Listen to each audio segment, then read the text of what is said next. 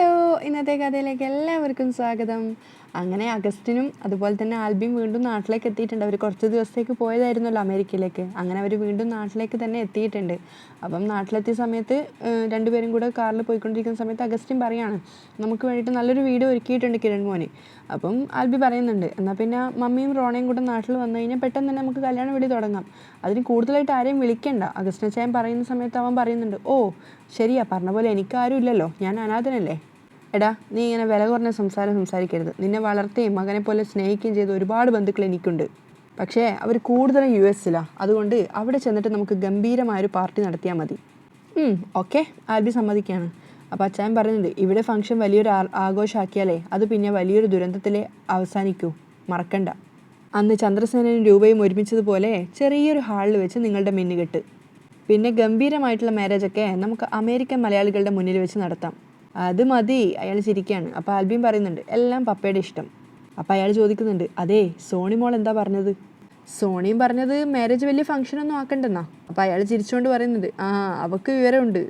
അങ്ങനെ രണ്ടുപേരും കൂടെ സേന ഏർപ്പാടാക്കി വീട്ടിൻ്റെ മുന്നിൽ വന്ന് നിൽക്കുകയാണ്. അപ്പോൾ അവിടെയുള്ള അയാൾ കാത്തു വന്നിട്ടുണ്ടായിരുന്നു. അയാൾ സ്വയം പരിചയപ്പെടുത്താണ്, എൻ്റെ പേര് ഏലിയാസ്, ഞാൻ സേന സാറ് പറഞ്ഞിട്ട് വന്ന് നിൽക്കുകയാണ്. മനസ്സിലായി. ഭാര്യ മോളും വന്നില്ലേ? അയാൾ ചോദിക്കുകയാണ്. ഇല്ല, അവർ കല്യാണത്തിൻ്റെ 2 ദിവസം മുന്നേ മാത്രമേ വരുള്ളൂ. പിന്നെ അങ്ങോട്ട് കുറച്ച് ദിവസം നിൽക്കേണ്ടതാണല്ലോ, അതുകൊണ്ട് ഒരുപാട് ദിവസം കളയാനൊന്നുമില്ല. അപ്പോൾ അയാൾ പറയുന്നുണ്ട്, എന്നാ വീട് കാണാം. സേന ഞങ്ങൾക്ക് വേണ്ടി ഒരുക്കിയ വീടല്ലേ, അത് പിന്നെ പ്രത്യേകിച്ച് കാണാനൊന്നുമില്ല, എന്നാലും വാ സാറേ എന്ന് പറഞ്ഞാൽ അയാൾ അകത്തേക്ക് കൂട്ടിക്കൊണ്ട് വീടൊക്കെ കാണിക്കുകയാണ്.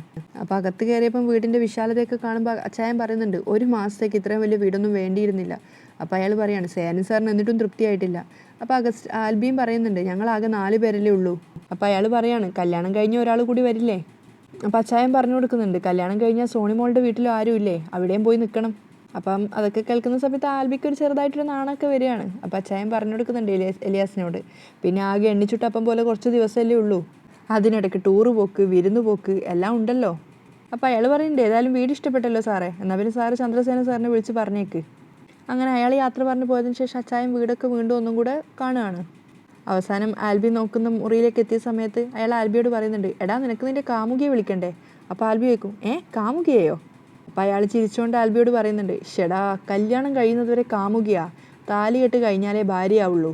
ആൽബിയുടെ ചുണ്ടത്തൊക്കെ പിടിച്ചിട്ട് അയാൾ പറയാണ്, അതുകൊണ്ട് പ്രേമിക്കും മോനെ. അതായത് ഒരു അച്ഛൻ മകൻ കൂട്ടുകെട്ടല്ലാണ്ട് ഒരു ഫ്രണ്ട്സിനെ പോലെയാണ് അവർ പെരുമാറിക്കൊണ്ടിരുന്നത്. ആൽബി ആണെങ്കിലും അത് നന്നായിട്ട് എൻജോയ് ചെയ്യും, അതുപോലെ തന്നെ സന്തോഷമാവുകയും ചെയ്യുന്നുണ്ട്. അച്ഛൻ്റെ ആ ഒരു ഇതും പിന്നെ കല്യാണം നടക്കാൻ പോകുന്ന ആ ഒരു സന്തോഷമൊക്കെ ആലോചിച്ച സമയത്ത്. അതേസമയം തന്നെ കിരണും കല്യാണിയും സോണിയും കൂടെ വീട്ടിലിരിക്കുകയാണ്. അപ്പം സോണിയുടെ കല്യാണത്തിലുള്ള ഇൻവിറ്റേഷനൊക്കെ തയ്യാറാക്കിയിട്ടാണുള്ളത്. ലളിതമായ കല്യാണം, എന്നാലും ചിലർക്കൊക്കെ ഇത് കൊടുക്കണം ഉള്ളത് കൊണ്ടാണ് ഈ കല്യാണക്കുറി അടിക്കേണ്ടി വന്നത്. ആൽബി അവൻ്റെ അച്ഛനും ഇതൊക്കെ വേണ്ടാന്ന് പറഞ്ഞതാ. നമ്മുടെ അച്ഛനും പറഞ്ഞതാ വേണ്ടാന്ന്, പക്ഷേ ഇതൊരാൾക്ക് എത്തിച്ചു കൊടുത്തേ പറ്റൂ, നിൻ്റെ പഴയ ഭർത്താവിന്. അപ്പോൾ സോണിയും പറയും, അത് വേണം, പക്ഷേ അവനെ മുൻ ഭർത്താവ് എന്ന് പറയരുത്, ക്രിമിനൽ എന്ന് പറഞ്ഞാൽ മതി. അപ്പോൾ കല്യാണി ശരിവെക്കാണ്, അതാ ശരി, ഇപ്പം തന്നെ ഇത് അവൻ്റെ കയ്യിൽ കിട്ടണം. അവൻ നേരത്തെ വന്ന ബന്ധം മുടക്കിയിട്ട് അഹങ്കാരത്തോടെ പറഞ്ഞതാണല്ലോ, ഇത് കയ്യിൽ കിട്ടിയിട്ട് അവൻ ആ അഡ്രസ്സ് തേടി പോട്ടെ, പിന്നെ അവിടെ ചെന്നിട്ട് കല്യാണം മുടക്കട്ടെ. അതിനു വേണ്ടി തന്നെയാണ് കൃത്യമായ അഡ്രസ്സ് വെക്കാൻ ഞാൻ പറഞ്ഞത്. അപ്പോൾ സോണി പറയുന്നുണ്ട്, അന്ന് വന്ന ബന്ധം അവൻ മുടക്കിയത് എന്തുകൊണ്ടും നന്നായി. ആ കല്യാണം നടന്നിരുന്നെങ്കിൽ ഒരാഴ്ച പോലും എനിക്ക് ആ ഭർത്താവിൻ്റെ വീട്ടിൽ പിടിച്ചു നിൽക്കാൻ പറ്റുമായിരുന്നില്ല. അങ്ങനെ അവർ സംസാരിച്ചുകൊണ്ടിരിക്കുമ്പോഴാണ് പാറുമോളും അങ്ങോട്ടേക്ക് വരുന്നത്. ഞാനും വന്നു ആൻറ്റി എന്നൊക്കെ പറഞ്ഞ് സന്തോഷത്തോടു കൂടി വരികയാണ്. അപ്പം എല്ലാവരും സന്തോഷത്തോടു കൂടി, ഇതാര് പാറുമോളോ എന്നൊക്കെ പറഞ്ഞിട്ട് കെട്ടിപ്പിടുത്തവും അവളെ ഇതാക്കുകയൊക്കെ ചെയ്യുകയാണ്. അപ്പം കിരൺ ലാസ്റ്റ് ചോദിക്കുന്നുണ്ട്, എവിടെ മോളെ ബൈജു എന്ന് ചോദിക്കുമ്പോൾ പാറു കുറച്ച് വിഷമത്തോടു കൂടി പറയാണ്, ബൈജു ചേട്ടൻ ഒരു അപകടത്തിൽപ്പെട്ടു. നമ്മൾ അറിഞ്ഞതാണല്ലോ, കാർത്തിക് പ്രസാദ് ചെറിയൊരു അപകടത്തിൽപ്പെട്ടിട്ടുണ്ടായിരുന്ന കാര്യം. അതെല്ലാവർക്കും ഭയങ്കര ഒരു ഷോക്കായിരുന്നു. അപ്പം പാറു പറയുന്നുണ്ട്, എല്ലാവരും വിഷമിക്കുന്നു കരുതിയിട്ടാണ് അത് പറയാതിരുന്നത്. ബൈജുവിന് എന്ത് പറ്റി? സോണി ചോദിക്കുമ്പോൾ പറയുന്നുണ്ട്, കുട്ടി അത് ബൈക്കിൽ നിന്ന് വീണതാ, കാലിൻ്റെ മുട്ടിനാ പരിക്ക്, അത് കാരണം ഇനി ഒരു 2 മാസം കൂടി വിശ്രമം വേണമെന്നാണ് ഡോക്ടർ പറഞ്ഞിരിക്കുന്നത്. അതുകൊണ്ട് ആൻറ്റിയുടെ കല്യാണത്തിന് ബൈജു ചേട്ടൻ കാണില്ല. അപ്പോൾ കല്യാണി സങ്കടത്തോടെ പറയുന്നുണ്ട്, ഈശ്വര, അത് വലിയ കഷ്ടമായി പോയല്ലോ മോളെ, ഞാനും വരില്ലായിരുന്നു, ബൈജു ചേട്ടന് കൂട്ടിയിരുന്നേനെ. പിന്നെ ഇവിടെ ഇപ്പോൾ ആൻറ്റിയുടെ കല്യാണം എന്ന് പറഞ്ഞപ്പോൾ ബൈജു ചേട്ടൻ തന്നെ എന്നോട് പറഞ്ഞത് ഇങ്ങോട്ടേക്ക് വരാൻ. പിന്നെ അവിടെ ബൈജു ചേട്ടന് കൂട്ടിന് ബൈജു ചേട്ടൻ്റെ മാമനും ഉണ്ട്. അപ്പം കിരൺ സങ്കടത്തോടെ പറയുന്നുണ്ട്, ഇത്തവണത്തെ വിഷുവിന് നിങ്ങളില്ലാതെ പോയി, അച്ഛനും അമ്മയും ഒക്കെ ഒരുമിച്ച് വിഷുവായിരുന്നു. അപ്പം പാറു പറയുന്നുണ്ട്, ഫോട്ടോ കണ്ടപ്പോൾ എനിക്കും ബൈജു ചേട്ടനും ഒക്കെ ഒത്തിരി വിഷമമായിരുന്നു അങ്കിളെ, വലിയൊരു ആഘോഷമാണ് ഞങ്ങൾക്ക് മിസ്സായി പോയത്. അപ്പം കിരൺ പറയുന്നുണ്ട്, സാരമില്ല, ഇനിയും ഒരുപാട് ആഘോഷങ്ങൾ കിടക്കുമല്ലേ. സോണിയുടെ കല്യാണത്തിന് ശേഷം നമ്മൾ അധികം വൈകാതെ അമേരിക്കയിലേക്ക് പോകും, എന്നിട്ട് അവിടെയൊക്കെ ചുറ്റി കണ്ടിട്ടേ നമ്മൾ പിന്നെ തിരിച്ചു വരൂ. അപ്പം ആ സങ്കടമൊക്കെ മാറ്റിയിട്ട് എല്ലാവരും പുഞ്ചിരിക്കുകയും ചിരിക്കുകയൊക്കെ ചെയ്യുകയാണ്. അപ്പം കിരൺ വീണ്ടും ആ കല്യാണക്കുറി എടുത്തിട്ട് പറയുന്നുണ്ട്, ഞാൻ ഈ കത്ത് എത്രയും പെട്ടെന്ന് വിക്രത്തിൻ്റെ കയ്യിലെത്താനുള്ള ഏർപ്പാട് ചെയ്യാം. വിക്രം ഫോണിൽ എന്തൊക്കെയോ ചെയ്തുകൊണ്ടിരിക്കുമ്പോഴാണ് പെട്ടെന്ന് ആ ഒരു മെസ്സേജ് വന്നത്. എടുത്തു നോക്കുന്ന സമയത്ത് സോണിയുടെ ഇൻവിറ്റേഷൻ ലെറ്റർ ആയിരുന്നു, അതായത് മാരേജിനുള്ള ഇൻവിറ്റേഷൻ ലെറ്ററിൻ്റെ ഇമേജ് ആയിരുന്നു അത്. അപ്പോൾ വേഗം തന്നെ അമ്മൂമ്മയുടെയും അതുപോലെ തന്നെ അച്ഛൻ്റെ അടുത്തേക്ക് പോയിട്ട് പറയാണ്, അച്ഛാ ഇത് കണ്ടോ, എന്താടാ ഇത് എന്ന് ചോദിക്കുന്ന സമയത്ത് വിക്രം ദേഷ്യത്തോടെ പറയുന്നുണ്ട്, സോണിക്ക് കല്യാണം. അപ്പോൾ അമ്മൂമ്മ അത്ഭുതത്തോടു കൂടി ചോദിക്കുക, അയ്യോ എന്താ ഞാൻ ഈ കേൾക്കുന്നേ? അതെ അമ്മൂമ്മേ, അവൾ കെട്ടാൻ പോവാന്ന്. പയ്യൻ്റെ പേര് ആൽബർട്ട്. അപ്പം പ്രകാശൻ ചോദിക്കും, ആൽബർട്ടോ? അതൊരു ക്രിസ്ത്യാനി പേരാണല്ലോ. അപ്പം അമ്മൂമ്മ പറയുന്നുണ്ട്, അതൊന്നും ആയിരിക്കത്തില്ല, എല്ലാവർക്കും ഇപ്പം ഇത്തരം പേരൊക്കെ ഉണ്ടല്ലോ. അപ്പം വിക്രം പറഞ്ഞു കൊടുക്കുന്നുണ്ട്, അതൊന്നും അല്ല അമ്മൂമ്മേ, ഇതൊരു അഗസ്റ്റിൻ്റെ മോനാ. അപ്പം പ്രകാശൻ പറയുന്നുണ്ട്, ഏത് അഗസ്റ്റിൻ്റെ മോനായാലും ഈ കല്യാണം നടക്കാൻ പോകുന്നില്ല, നടത്തിക്കില്ല ഞങ്ങൾ. അപ്പോഴേക്കും ശരണ്യ അതുവഴി വന്നിട്ട് അവൾ ഒളിഞ്ഞു നിന്ന് ഇവർ സംസാരിക്കുന്നതൊക്കെ കേൾക്കുകയാണ്. അപ്പോൾ വിക്രം പറയുന്നുണ്ട്, അതെന്നോട് പ്രത്യേകിച്ച് പറയേണ്ട കാര്യമില്ലല്ലോ, ഏതായാലും ഇതിനകത്ത് അഡ്രസ്സൊക്കെ ഉണ്ട്. അവളൊരു പ്രതികാര ബുദ്ധിയോടെ ഇതൊക്കെ ചെയ്തിരിക്കുന്നത്, എങ്കിലും ഇതിനകത്ത് അഡ്രസ്സൊക്കെ വെച്ചിട്ടുണ്ട്, അതുകൊണ്ട് വീട് കണ്ടുപിടിച്ച് അലമ്പുണ്ടാക്കാൻ എളുപ്പമാണ്. അപ്പം പ്രകാശനും പറഞ്ഞു കൊടുക്കുന്നുണ്ട്, പോകുമ്പോൾ ഞാനും കൂടെ വരാം, കുറച്ച് ഡോസ് കൂട്ടി തന്നെ പറഞ്ഞു കൊടുക്കണം. ഇത് ഏതാണ്ട് നടക്കുന്ന ബന്ധമായിട്ടാണ് എനിക്ക് തോന്നുന്നത്, അതുകൊണ്ട് ഒരു കാരണവശാലും നടക്കാൻ പാടില്ല. അപ്പോൾ അമ്മൂമ്മയും പറയാണ്, ഇഷ്ടം പോലെ കാശുണ്ടല്ലോ അവർക്ക്, അതുകൊണ്ട് ഏതോ പയ്യനെ ചാക്കിട്ട് പിടിച്ചതാ, അങ്ങനെ അവൾ സുഖിച്ച് ജീവിക്കണ്ടടാ മോനെ. അപ്പം വിക്രം പറയുന്നുണ്ട്, അങ്ങനെ എൻ്റെ കല്യാണം അലമ്പിക്കളഞ്ഞവളെ സ്വസ്ഥമായിട്ട് സുഖമായിട്ടും ജീവിക്കാൻ ഞാൻ വിടത്തില്ല, അതിന് ഇനി ഏതറ്റം വരെ പോകേണ്ടി വന്നോ അത്രയും ഞാൻ പോയിക്കോളും. അപ്പം അമ്മൂമ്മ പറയാം, അങ്ങനെ 1-2 കല്യാണം മുടയും കഴിയുമ്പോൾ അവൾ നിന്നെപ്പറ്റി ചിന്തിക്കൂടാ, അവളെ എങ്ങനെയെങ്കിലും വഴിക്ക് കൊണ്ടുവരാൻ നോക്ക്. നീയാണ് വേറെ കെട്ടിയത്, അവൾ കെട്ടിയിട്ടില്ല, ഇപ്പോഴും അവളുടെ കയ്യിലുള്ളത് നിൻ്റെ കുഞ്ഞാ. അപ്പോൾ പ്രകാശനും പറയുന്നുണ്ട്, അവളുടെ സ്വത്ത് മോഹിച്ചിട്ടല്ലടാ നീ അവളുടെ പിന്നാലെ കൂടിയത്, അപ്പോൾ ആ സ്വത്ത് നമുക്ക് തന്നെ വന്നു ചേരണം. ഒരു 4-5 കല്യാണം അങ്ങനെ തന്നെ അങ്ങ് മുടങ്ങട്ടെ. അപ്പം വിക്രം പറയാം, നമ്മളെ കൊണ്ട് ഈ കല്യാണം മുടക്കാൻ പറ്റിയില്ലെങ്കിൽ അതിനെ പറ്റി ആരെങ്കിലും കണ്ടെത്തി നമ്മളത് അങ്ങോട്ടേക്ക് പറഞ്ഞു വിടണം. അത് കുഴപ്പമില്ല, അത് ഞാൻ നോക്കിക്കോളാം, നല്ല രീതിയിൽ മനുഷ്യരെ തെറ്റിദ്ധരിപ്പിക്കാൻ അറിയാവുന്ന കൂട്ടുകാരെ എനിക്കുണ്ട്. അപ്പോൾ പ്രകാശം കുറച്ച് ആലോചിച്ചിട്ട് പറയുന്നുണ്ട്, ആദ്യം നമുക്ക് പോവാം, അത് കഴിഞ്ഞ് പയ്യൻ്റെ വീട്ടുകാരുടെ നിലപാടെന്താണെന്നനുസരിച്ച് നമുക്ക് ബാക്കിയുള്ള കാര്യങ്ങൾ ചെയ്യാം. അപ്പം വിക്രം സന്തോഷത്തോടു കൂടി പറയുന്നുണ്ട്, അത് തന്നെയാണ് ഞാനും ഉദ്ദേശിക്കുന്നത്. ഇതൊക്കെ മറഞ്ഞു എന്ന് കേട്ടുകൊണ്ടിരുന്നുണ്ടായിരുന്ന ശരണ്യക്ക് ദേഷ്യം വരുന്നുണ്ടായിരുന്നു. അവളുടെ മനസ്സിൽ ആ ഓർമ്മകളിൽ കൂടെ വിക്രം അവളോട് ചെയ്തിട്ടുണ്ടായിരുന്ന ആ നെറുകടൊക്കെ വീണ്ടും ഓർമ്മയിലേക്ക് വരികയാണ്. പ്രതികാരവും പകയൊക്കെ കൂടെ ഇങ്ങനെ തിങ്ങി നിറഞ്ഞു നിൽക്കുകയാണ്. രൂപ കോളിംഗ് ബെല്ലടിച്ച സമയത്ത് ഷാരിയാണ് വന്ന് വാതിൽ തുറക്കുന്നത്. അപ്പോൾ ഷാരി ദേഷ്യത്തോടു കൂടി പറയുന്നുണ്ട്, നിന്നോട് ഇങ്ങോട്ട് വരരുതെന്ന് പറഞ്ഞിട്ടില്ലേ, പിന്നെ എന്തിനാ ഇങ്ങോട്ടേക്ക് വന്നത്? അപ്പോഴേക്കും സരയു അങ്ങോട്ട് എത്തുകയാണ്. പക്ഷേ രൂപ അതൊന്നും മൈൻഡ് വെക്കാതെ അകത്തേക്ക് കയറി പോകുന്നുണ്ട്. അപ്പോൾ ഷാരി സരയുവിനോട് പറയുന്നുണ്ട്, നോക്കും മോളെ, വീണ്ടും വലിഞ്ഞു കയറി വന്നിരിക്കുക. അപ്പോൾ രൂപ കുറച്ച് ധാർഷ്ട്യത്തോടെ തന്നെ പറയുന്നുണ്ട്, ഞാൻ വന്നത് ഒരു ഫംഗ്ഷനെ പറ്റി പറയാനാണ്. അപ്പോൾ സരയു കളിയാക്കൊണ്ട് ചോദിക്കുകയാണ്, ആൻറ്റി അവനെ കെട്ടിയോ, ആ ചന്ദ്രസേന എന്ന് പറയുന്നവനെ? അപ്പോൾ രൂപ ദേഷ്യത്തോടു കൂടി പറയുന്നുണ്ട്, ചന്ദ്രേട്ടൻ എൻ്റെ ഹസ്ബൻഡാണ്, നിന്നെക്കാളും വയസ്സിന് അദ്ദേഹം ഒത്തിരി മൂത്തതുമാണ്, അതുകൊണ്ട് അതിനുള്ള ബഹുമാനമൊക്കെ സംസാരത്തിൽ കൊടുക്കാം. അപ്പോൾ ഷാരി കളിയാക്കിക്കൊണ്ട് ചോദിക്കുന്നുണ്ട്, എന്ന് മുതലാടി നീ അവനെ ബഹുമാനിക്കാൻ തുടങ്ങിയത്? ചോദിച്ചത് കേട്ടില്ലേ, എന്ന് മുതലാന്ന്. അപ്പോൾ രൂപ പറയുന്നുണ്ട്, ഞാനും ചന്ദ്രേട്ടനും ഒന്നിച്ച ശേഷം ഞങ്ങൾ നല്ല രീതിയിലാണ് മുന്നോട്ട് പോകുന്നത്. അപ്പോൾ സരയു പറയാണ്, എന്നാലേ അങ്ങനെ അങ്ങ് പോയാൽ മതി, അതിലേക്ക് ഞങ്ങളെ വലിച്ചിഴക്കാൻ വരണ്ട. അപ്പോൾ രൂപ പറയാണ്, ഞാൻ വന്നത് എൻ്റെ മോളുടെ കല്യാണം പറയാനാ, വരുന്ന മെയ് 19 ചടങ്ങ്, അതിന് കുടുംബസമേതം നിങ്ങൾ വരണം. അപ്പോൾ സരയും ഷാരിയും വലിയ താല്പര്യമില്ലാത്ത മട്ടിലാണ്. സരയു ദേഷ്യത്തോടെ പറയുന്നുണ്ട്, നിങ്ങളുടെ കുടുംബത്തിൽ നിന്ന് പൊട്ടിപ്പോന്നവരാ ഞങ്ങൾ, അതുകൊണ്ട് ആ കുടുംബത്തിലേക്ക് ഞങ്ങളെ യോജിപ്പിക്കാൻ നോക്കണ്ട. ഷാരിയും ദേഷ്യത്തോടു കൂടി പറയാണ്, വേണമെങ്കിൽ നീ നിൻ്റെ ആങ്ങളെ എടുത്തോ, ഞാനും എൻ്റെ മോളും മനുവിൻ്റെ കൂടെ ഈ നശിച്ച നാട്ടിൽ നിന്ന് പോവുക. അപ്പോൾ ഒരു പരിഹാസ ചിരി ഇരിച്ചിട്ട് രൂപ ചോദിക്കുന്നുണ്ട്, എന്നാ യാത്ര? അപ്പോൾ സരയു പറയാണ്, അതെന്തിനാ നിങ്ങളറിയുന്നേ, ചതിക്കാൻ മാത്രം അറിയുന്നവരോട് ഇനി ഞങ്ങൾക്കൊന്നും പറയാനില്ല, ദയവ് ചെയ്ത് നിങ്ങളുടെ മുഖം കാണിക്കാൻ ഇങ്ങോട്ട് വരല്ലേ, നിങ്ങളെ കാണാനേ അയലത്ത് ചില ആൾക്കാരുണ്ട്, അവരെ കണ്ടാൽ മതി. അപ്പോൾ രൂപ പറയാണ്, എങ്കിലും നിന്നെ ഏട്ടത്തിയെ എനിക്ക് മറക്കാൻ പറ്റുന്നില്ല, അതുകൊണ്ടാണ് ഞാൻ വന്നത്. അപ്പോൾ ഷാരിയും പറയും, ഞങ്ങളെ പറക്കാൻ പോവാ ഫ്ലൈറ്റിൽ, അതുകൊണ്ട് നീ ഞങ്ങളെ മറന്നേ പറ്റൂ. അപ്പോൾ സരയു ശാപം പോലെ പറയാണ്, നോക്കിക്കോ, ഞങ്ങൾ അമേരിക്കയിൽ നല്ല പോഷായിട്ട് ജീവിക്കുമ്പോൾ നിങ്ങൾ നിങ്ങളുടെ അവസാന കാലത്ത് നരകിക്കും. അപ്പോൾ രൂപയും തിരിച്ചു പറയാണ്, അതെനിക്കറിയാം, നീയും ഏട്ടത്തിയും ഇല്ലാതെ വരുമ്പോൾ ഞാൻ ഒരുപാട് അനുഭവിക്കുന്നു.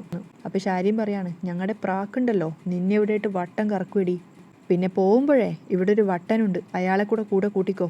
അപ്പോൾ രൂപ പറയാണ്, ഏട്ടൻ എൻ്റെ ഒപ്പം വന്നാൽ ഞാൻ എൻ്റെ ഏട്ടനെ പൊന്നുപോലെ നോക്കും. അപ്പോൾ സരയു കളിയായിക്കൊണ്ട് പറയും, പറയുന്ന എൻ്റെ ആൻറ്റിക്കേ 916 മനസ്സാണെന്നാണ് ഞാൻ കരുതിയത്, എല്ലാം പോയില്ലേ, അതുകൊണ്ട് ഇറങ്ങിപ്പോ, ഞങ്ങൾക്ക് നിങ്ങളെ കാണണ്ടെന്ന് പറഞ്ഞില്ലേ. അപ്പോൾ രൂപ കുറച്ച് ദേഷ്യത്തോടു കൂടി തന്നെ പറയാണ്, ശരി മോളെ, ഞാൻ പോവുക. എന്നിട്ട് ദേഷ്യത്തോടു കൂടി തന്നെ അവിടെ നിന്ന് ഇറങ്ങി പോവുകയാണ്. അപ്പോൾ ഷാരി പിന്നെന്ന് പറയുന്നുണ്ട്, അവൾ വന്നിരിക്കുക, അവൾക്കിപ്പോൾ കുറ്റബോധമായി എന്നാണ് തോന്നുന്നത്. അപ്പോൾ സരയു ദേഷ്യത്തോടു കൂടി പറയാം, അവരുടെ കുറ്റബോധേ അവർ കയ്യിൽ വെച്ചുകൊണ്ട് നടക്കട്ടെ, നാണോ മാനോ ഇല്ലാത്തവർ. അതേസമയം രാഹുലിനെ കാണാൻ പോയ സമയത്ത് രാഹുൽ രൂപയോട് പറയുന്നുണ്ട്, അവർ പറയുന്നത് പറഞ്ഞോട്ടെ രൂപേ, നിൻ്റെ മോളുടെ കല്യാണമാണ്, അതുകൊണ്ട് നീ അതിൽ ഉറപ്പായിട്ടും പങ്കെടുക്കണം. പിന്നെ കെട്ടിക്കൊണ്ടു പോകുന്നത് നല്ലവനാണോ?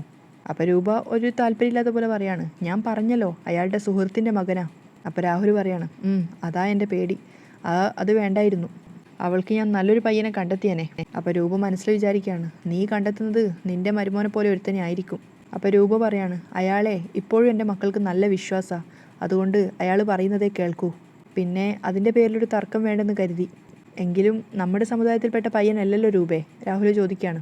പയ്യനെയും പയ്യൻ്റെ അച്ഛനെയും ഞാൻ കണ്ടായിരുന്നു, വലിയ കുഴപ്പക്കാരാണെന്ന് തോന്നിയില്ല. കല്യാണം കഴിഞ്ഞാൽ അവർ മിക്കവാറും മോളെയും കൊണ്ട് അമേരിക്കയിലേക്ക് പോവും. അപ്പോൾ രാഹുൽ പറയാണ്, എങ്കിലും സൂക്ഷിച്ചൊക്കെ വേണം ഓരോന്ന് കൈകാര്യം ചെയ്യാൻ. അമേരിക്കൻ മലയാളികളാണ്, മാത്രമല്ല അവൻ്റെ സുഹൃത്തുക്കളുമാണ്, അവർക്കൊക്കെ എത്രത്തോളം മര്യാദ ഉണ്ടെന്ന് പറയാൻ പറ്റില്ല. അപ്പം രൂപ പറയുന്നുണ്ട്, കിരണിനും സോണിക്കൊക്കെ ആ പയ്യനെ ഭയങ്കരമായിട്ട് ഇഷ്ടപ്പെട്ടു. അപ്പോൾ രാഹുൽ ചിരിച്ചുകൊണ്ട് പറയാണ്, നല്ല കുറുക്കന്മാരെ ആദ്യ കാഴ്ചയിൽ തന്നെ എല്ലാവർക്കും ഇഷ്ടപ്പെടും. എൻ്റെ മരുമോനായിട്ട് വന്ന ഒരുത്തൻ്റെ കാര്യം അറിയാലോ, അവൻ കാരണം ഞാനിപ്പം നട്ടം തിരിയുവാ. അപ്പോൾ രൂപ ചോദിക്കുകയാണ്, എന്ന് വെച്ച് അവനെ സരയുവിൻ്റെ ജീവിതത്തിൽ നിന്ന് ഒഴിവാക്കിക്കൂടെ? ഏട്ടൻ അവൻ്റെ മുന്നിൽ പലപ്പോഴും ഭയന്നാണല്ലോ നിൽക്കുന്നത്. അപ്പം പതറിക്കൊണ്ട് നിൽക്കുകയാണ് രാഹുൽ. അത് പിന്നെ എന്നൊക്കെ പറയുന്ന സമയത്ത് രൂപ മനസ്സിൽ വിചാരിക്കുകയാണ്, പറയടാ, താരയ്ക്ക് നിന്നിലുണ്ടായ കുട്ടിയാണ് സരയു എന്ന് പറയടാ. അപ്പം ഒന്നും മിണ്ടാതെ നിൽക്കുന്ന കണ്ടപ്പോൾ രൂപ ചോദിക്കുകയാണ്, ഞാൻ അറിയാത്തതായി എന്തെങ്കിലും ഉണ്ടോ ഏട്ടാ? അപ്പോൾ വേഗം ചിരി വരുത്തിക്കൊണ്ട് രാഹുൽ പറയും, ഒന്നുമില്ല രൂപേ, പിന്നെ എൻ്റെ മോൾക്ക് മനു എന്ന് വെച്ചാൽ ഭയങ്കര ജീവനാ, അവളുടെ അമ്മയ്ക്കും അങ്ങനെ തന്നെയാണ്. ഇനിയിപ്പോൾ മനു കൊള്ളരുതാത്തവനാണെന്ന് അറിഞ്ഞാൽ എൻ്റെ മോള് ചിലപ്പോൾ ആത്മഹത്യ ചെയ്തു എന്ന് വരും. അതുകൊണ്ട് ഇലയ്ക്കും ഉള്ളിലും കേടില്ലാത്ത വിധം ഇത് കൈകാര്യം ചെയ്തേ പറ്റൂ. അപ്പോൾ രൂപ ഇങ്ങനെ ഇതൊക്കെ കേട്ടിട്ട് പരിഹാസത്തോടെ ചിരിക്കുകയാണ്. എന്നിട്ട് ചോദിക്കുന്നുണ്ട്, എന്ന് വെച്ച് ക്രിമിനലായ ഒരുത്തനെ എങ്ങനെ സഹിക്കും ഏട്ടാ? അപ്പോൾ രാഹുൽ തിരിഞ്ഞെന്ന് ചോദിക്കുന്നുണ്ട്, നിനക്കെന്നെ സഹായിക്കായിരുന്നു, അനുനയത്തിൽ അവളെ വിളിച്ചു വരുത്തി അവളുടെ വയറ്റിൽ കിടക്കുന്ന കുഞ്ഞിനെ നശിപ്പിക്കാമായിരുന്നു. അപ്പോൾ രൂപ പറയുന്നുണ്ട്, ദേ, അത് മാത്രം എന്നെക്കൊണ്ട് പറ്റില്ല, ആരെയും കൊല്ലാനൊന്നും എന്നെക്കൊണ്ടാവില്ല, ജനിച്ച കുഞ്ഞുങ്ങളെ ആണെങ്കിലും ജനിക്കാത്ത കുഞ്ഞുങ്ങളെ ആണെങ്കിലും. ഇപ്പോൾ തന്നെ എൻ്റെ കുട്ടികളുടെ അച്ഛനുമായിട്ട് ഒന്നിക്കണമെന്ന് പറഞ്ഞു. എന്നെ സംബന്ധിച്ചിടത്തോളം അത് മരിക്കുന്നതിന് തുല്യമാണ്. എന്നിട്ടും ഏട്ടൻ പറഞ്ഞപ്പോൾ ഞാൻ കേട്ടില്ലേ, വെറുപ്പോടെ ആണെങ്കിലും അയാളുടെ മുന്നിൽ ഞാൻ നിൽക്കുന്നില്ലേ, അത്രയൊക്കെ എന്നെക്കൊണ്ട് പറ്റൂ. അപ്പോൾ രാഹുൽ പറയാണ്, അതൊക്കെ അവിടെ നിൽക്കട്ടെ, എപ്പോഴാ സേനൻ്റെ കാര്യത്തിലൊരു മുഹൂർത്തം കുറിക്കുന്നത്? അപ്പോൾ രൂപ ഇങ്ങനെ ദേഷ്യത്തോടു കൂടി നിൽക്കുകയാണ്. അപ്പോൾ രാഹുൽ പറയാം, നിനക്ക് ആരെയും കൊല്ലാൻ കഴിയില്ല, പക്ഷേ അവനെ കൊല്ലാനുള്ള അവസരം നീയായി ഉണ്ടാക്കിത്തരുമെന്ന് നീ എനിക്ക് വാക്ക് തന്നതാണ്, അതെപ്പോഴാ? അപ്പോൾ രൂപ രാഹുലിൻ്റെ മുന്നിൽ നിന്ന് മാറിയിട്ട് മനസ്സിൽ ചിന്തിക്കുകയാണ്, പോടാ നന്ദി കെട്ടവനെ, കണ്ണിച്ചോരയില്ലാത്ത നിൻ്റെ മുന്നിലേക്ക് എൻ്റെ ചന്ദ്രേട്ടനെ വലിച്ചെറിഞ്ഞ് തരില്ലടാ ഞാൻ. ഈ ലോകത്ത് ആരെയും കൊല്ലാൻ എനിക്ക് ആഗ്രഹമില്ല, എന്നാ നിൻ്റെ നേരെ ആയുധം എടുക്കാൻ എൻ്റെ കൈ വിറക്കില്ലടാ. അപ്പോൾ രാഹുൽ വന്നിട്ട് ചോദിക്കുന്നുണ്ട്, അത് ഇത്രയും ആലോചിക്കാനുണ്ടോ രൂപേ? അപ്പോൾ രൂപ ചോദിക്കുന്നുണ്ട്, പിന്നെ ആലോചിക്കണ്ടേ, എഴുപിടിയും ചെയ്യാൻ പറ്റുന്ന കാര്യമാണോ അത്? ഏതായാലും സോണിയുടെ കല്യാണമൊക്കെ കഴിയട്ടെ രാഹുലേട്ടാ. മതി, നീ അവനെ സ്നേഹിച്ചു തുടങ്ങിയിട്ടല്ലേ ഉള്ളൂ. നീയുമായിട്ട് ഒന്നിച്ചതിന് ശേഷം അവൻ വിഷുവൊക്കെ ആഘോഷിച്ചു, ഇനി ഓണം കൂടി ആഘോഷിക്കട്ടെ. എല്ലാം നേടിയെന്ന് പറഞ്ഞവൻ ആശ്വസിച്ചിരിക്കുമ്പോഴായിരിക്കണം അവൻ്റെ നെഞ്ചിലേക്ക് കടാര കുത്തി ഇറക്കേണ്ടത്. അതൊക്കെ കേട്ടിട്ട് രൂപ ഇങ്ങനെ രക്തം തിളച്ച് നിൽക്കുകയാണ്. എന്നിട്ടും ചിരിച്ചുകൊണ്ട് പറയും, അത് നടക്കും, അതിനു വേണ്ടിയാണ് ഞാൻ പരിശ്രമിക്കുന്നത്. അല്ല, സോണിയുടെ കല്യാണത്തിന് പങ്കെടുക്കാൻ രാഹുലേട്ടൻ വരുന്നില്ലേ? അപ്പം രാഹുൽ പറയുന്നുണ്ട്, ഞാൻ വരുന്നില്ല രൂപേ, ചന്ദ്രസേനോടൊപ്പം ഒരു ഫംഗ്ഷനും ഞാനില്ല. അവനെ നീ സ്നേഹിക്കുന്നത് കൊണ്ട് ഞാനും നിൻ്റെ ശത്രുവാണെന്ന് എൻ്റെ ഭാര്യയും മകളൊക്കെ കരുതിയിരിക്കുന്നത്. അപ്പോൾ പുഞ്ചിരിച്ചുകൊണ്ട് രൂപ പറയാണ്, ശരി രാഹുലേട്ടാ, എൻ്റെ ജീവിതത്തിന് ഇനി എന്ത് സംഭവിച്ചാലും ഞാനത് അപ്പം തന്നെ രാഹുലേട്ടനെ അറിയിച്ചോളാം. നമ്മൾ തമ്മിൽ ശത്രുതയുണ്ടെന്ന് ഞാൻ ആരോടും പറഞ്ഞിട്ടില്ല. ചന്ദ്രേട്ടനുമായിട്ട് ഒന്നിച്ചിട്ടും എൻ്റെ ഏട്ടൻ എന്നോട് പിണങ്ങിയിട്ടില്ലെന്നാണ് ഞാൻ പറഞ്ഞിരിക്കുന്നത്. അപ്പോൾ രാഹുൽ അത്ഭുതത്തോട് ചോദിക്കും, എന്താ അങ്ങനെ പറഞ്ഞത്? എന്തോ അങ്ങനെ പറയാനാണ് എനിക്ക് തോന്നിയത്. ഏട്ടത്തിയും സരിയും എന്നെ വെറുത്തു കഴിഞ്ഞു, എന്നാൽ എന്നും എന്നോടൊപ്പം ഉറച്ചു നിന്ന് ഏട്ടനെ കാണാതിരിക്കാനും സംസാരിക്കാതിരിക്കാനും എനിക്ക് കഴിയില്ല. എന്നാൽ പിന്നെ ഞാൻ പോട്ടെ ഏട്ടാ എന്നൊക്കെ ചോദിച്ച് സ്നേഹത്തോടു കൂടി തിരിയാണ്. അതിനുശേഷം മനസ്സിൽ വിചാരിക്കുന്നുണ്ട്, അവൻ എന്നെ സ്നേഹം കാണിച്ച് പലതും നേടാൻ നോക്കി, ഇനി എൻ്റെ ഊഴാണ്, ഞാനും സ്നേഹത്തിലൂടെ നിന്നെ ചതിച്ചോളാം. അത് കഴിഞ്ഞ് കാറിൽ കയറി അവിടുന്ന് പോവുകയാണ്. അങ്ങനെയാണ് ഇന്നത്തെ എപ്പിസോഡ് അവസാനിക്കുന്നത്. എന്തായാലും നാളത്തെ എപ്പിസോഡ് എന്തൊക്കെ സംഭവിക്കുന്നത് നമുക്ക് ആദ്യം തന്നെ കണ്ടോക്കി. ഇന്നത്തെ കഥ ഇങ്ങനെയാണ്. അതിൻ്റെ പിന്നെ പുതിയ എപ്പിസോഡിൻ്റെ കഥ വിശേഷങ്ങളായിട്ട് നാളെ കാണാം. അതുവരേക്കും ബൈ.